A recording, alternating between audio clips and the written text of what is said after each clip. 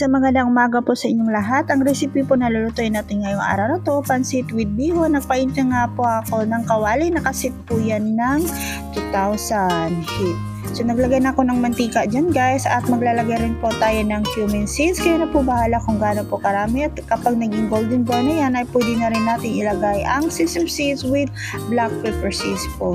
Siyempre antayin natin yan maging brown ulit, at naglagay rin ako ng bawang po na chinap ko po sa maliliit. At pag naging brown na po yan ay pwede na rin tayo maglagay ng sili. At ito nga po yung mga ingredients na gagamitin natin ngayong araw na to. Mamaya po ilalagay ko po sa description down below. At syempre dapat okayin natin ang ating bawang para ma-absorb talaga. At yan po yung sili na hinati ko po sa apat. At kasunod po ay meron po tayong sibuyas.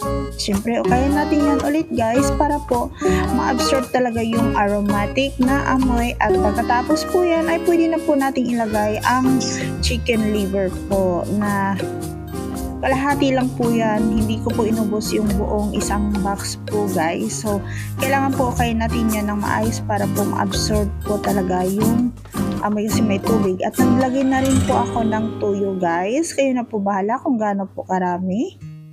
At syempre gagamit rin po tayo ng mga spices. Meron po tayong curry dito. Curry spices. At dahil nga po hindi kami gumagamit ng betchin or ajinomoto, at maglagay na rin tayo ng garam masala guys.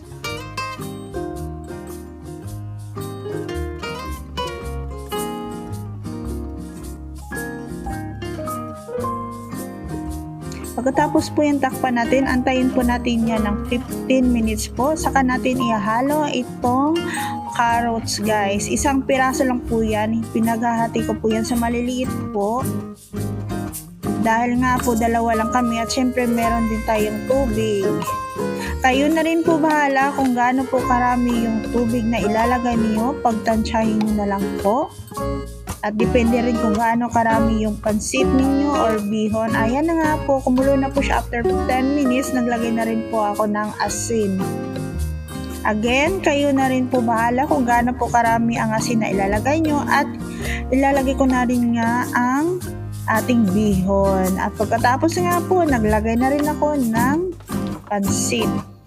So mamaya po ilalagay ko po lahat dyan yung picture po at mga ingredients na ginamit ko para sa recipe natin ngayong araw na to. At naglagay na rin po ako ng cabbage. At guys, nahuli po yung ating fishball na dapat po kanina yan. Ayan na nga po, na late siya guys. So dinagdag ko na lang dyan para may dagdag na ingredients.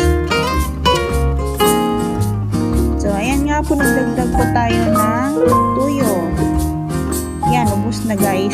Pagkatapos po may halo natin yan ay dapat po kayo natin. At ayan na nga po ang ating finished product. Ang panghuli po ay ang sibuyas na option.